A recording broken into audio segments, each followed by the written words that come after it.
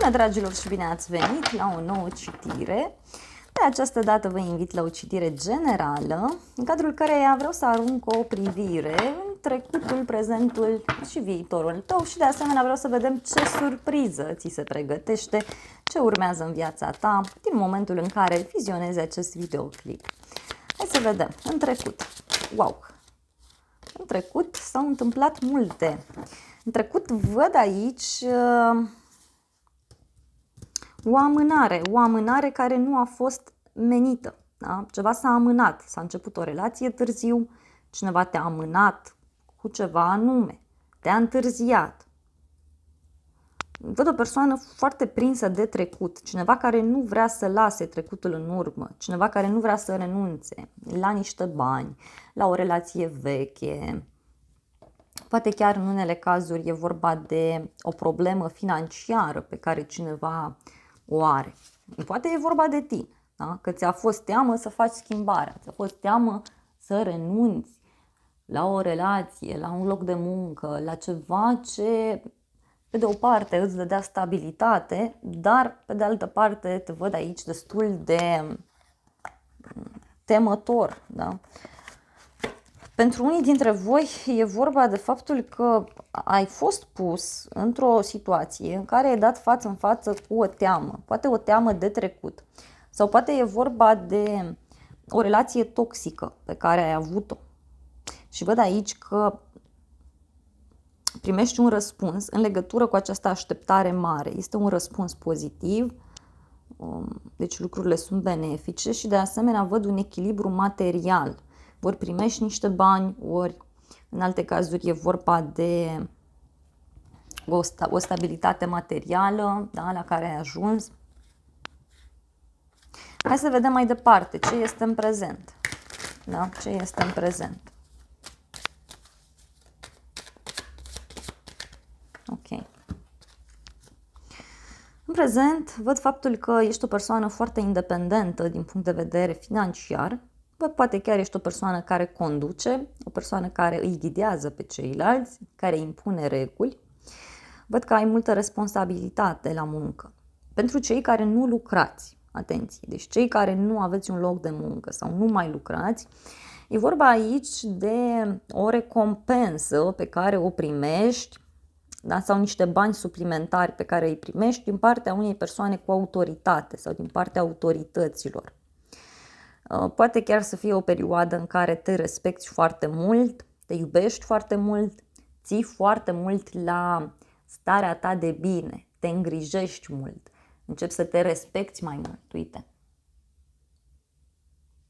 O puternică legătură văd aici cu o persoană foarte bine văzută. Poate să fie un șef, poate să fie tatăl, iubitul sau chiar o femeie, nu se știe. E vorba de o persoană cu foarte mare autoritate asupra ta care te ajută. Pe de altă parte, văd o decizie foarte radicală pe care o iei în legătură cu o relație, în legătură cu o situație. Poate chiar e vorba, uite, de un suflet pereche și de un eveniment total neașteptat care a avut loc foarte recent sau care va avea loc foarte recent. E vorba de niște mesaje pe care le primești sau poate să fie vorba aici de o conversație pe care o ai cu o persoană și te miră pur și simplu modul său de a aborda situația. Dacă ați întrebat de bani, aici să știți că văd niște bani care vă pot intra. Văd de asemenea că reușești să-ți găsești un loc de muncă dacă ești cauți. Alții văd că sunteți preocupați, gătiți mult, vă îngrijiți mult de voi. Hai să vedem mai departe.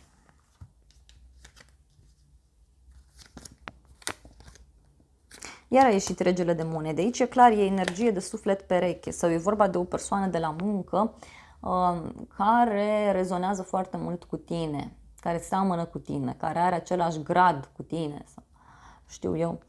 În egală măsură văd aici o veste bună care apare de pe zona imobiliarelor sau de pe zona banilor, da? În alte cazuri.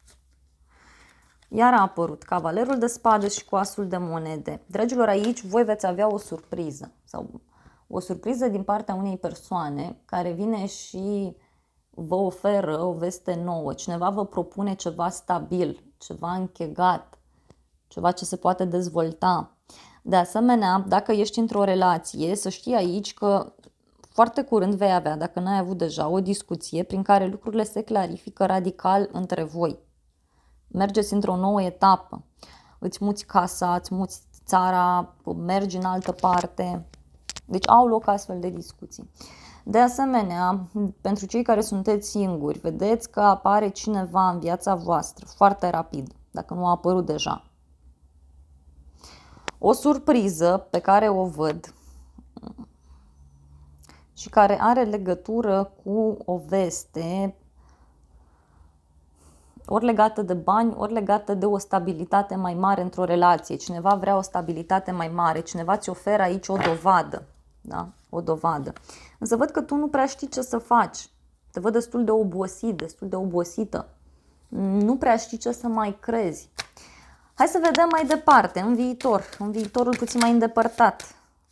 Bun, aici văd foarte multă pasiune într-o relație, poate chiar o întâlnire plăcută, dar pentru alții văd foarte clar aici o provocare care apare, pe care tu reușești să o învingi.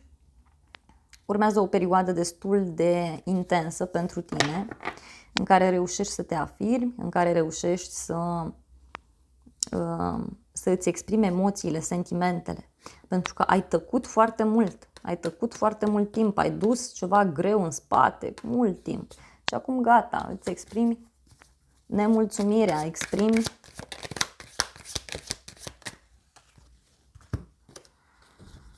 ok.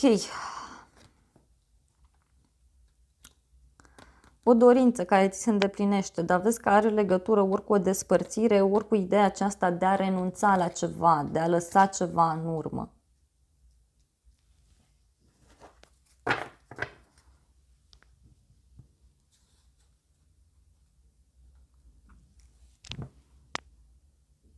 Vei avea mai multe oportunități în viitor, fie că e vorba de o nouă persoană care apare în viața ta, fie că e vorba de niște discuții pe care le ai pe internet sau la telefon cu cineva și care te vor determina să renunți la ceva, să închei o etapă.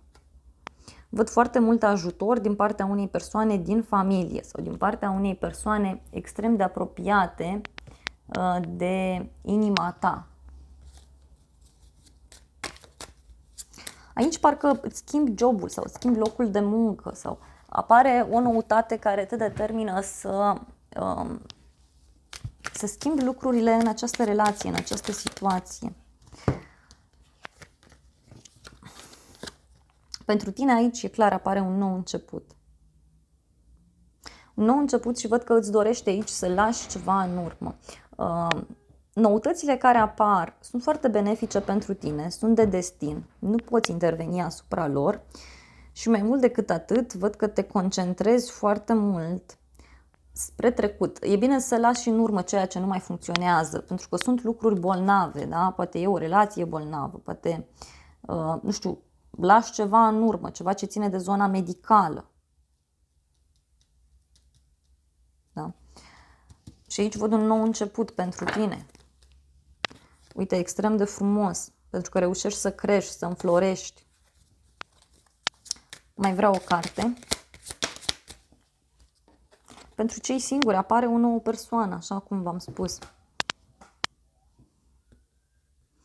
Vei fi foarte curios sau foarte curioasă să cunoști persoane noi, vei fi foarte curios să te dezvolți, să crești, să înflorești. Și uite, văd aici o ruptură. În sfârșit, ți se arată care este adevărul. Mai ales dacă erai într-o situație în care lucrurile nu erau foarte clare, fie că e vorba de o relație, de situația ta profesională, de viața ta în general vorbind. Nu mai știai ce se întâmplă, te săturai să încerci să găsești acel echilibru. În sfârșit, cineva ia o decizie sau în sfârșit ți se arată adevărul. Pentru că aici această amânare, să știi că vine datorită, să mai bine spus, din cauza unor iluzii, care, uite, se spulberă. Hai să vedem și surpriza pentru tine. Wow! Hai să vedem ce surpriză ai tu. Wow! Surpriza este chiar o căsătorie pe un termen foarte lung sau un contract pe un termen lung. E ceva foarte benefic, ceva ce ține de străinătate, de internet. Pentru alții e vorba de o bucurie foarte mare care apare în plan profesional sau chiar, nu știu, auzi de o nuntă, auzi de o petrecere. Lumea reprezintă o eliberare, un succes, iar 4 de bâte reprezintă sărbătoarea, reprezintă bucuria.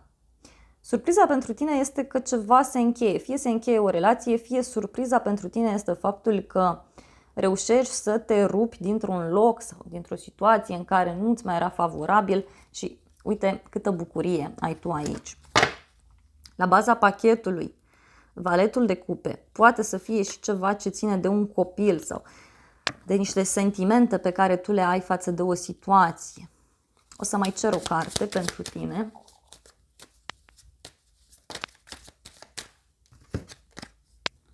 E vorba de o familie fericită, deci surpriza asta este pentru tine, o familie fericită pe care o vei avea sau o viață fericită alături de o persoană.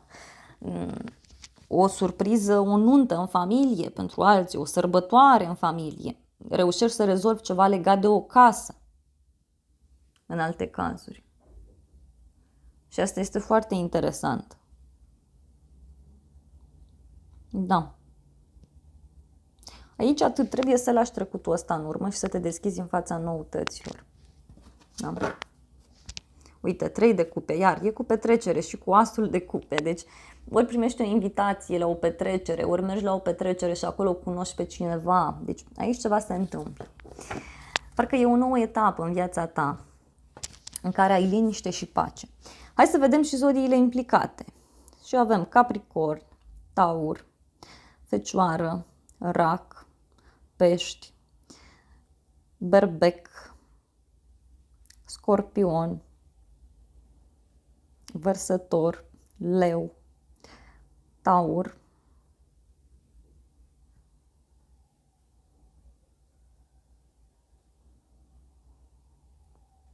Fecioară, Săgetător, Balanță și cam atât. Dar nu este neapărat nevoie să ai legătură cu aceste zodii. Eu îți mulțumesc pentru vizionare. Nu uita să te abonezi, să apeși clopoțelul, apasă și butonul de like și să ne revedem cu bine la o altă citire dacă vrei să mai vizionezi. Eu îți transmit foarte multe gânduri bune și nu uita să te abonezi, să apeși clopoțelul, îți spun din nou, apasă și butonul de like. E pentru cei care doriți, vă aștept cu drag și în comunitatea acestui canal să aveți parte de o zi sau de o seară cât mai frumoasă.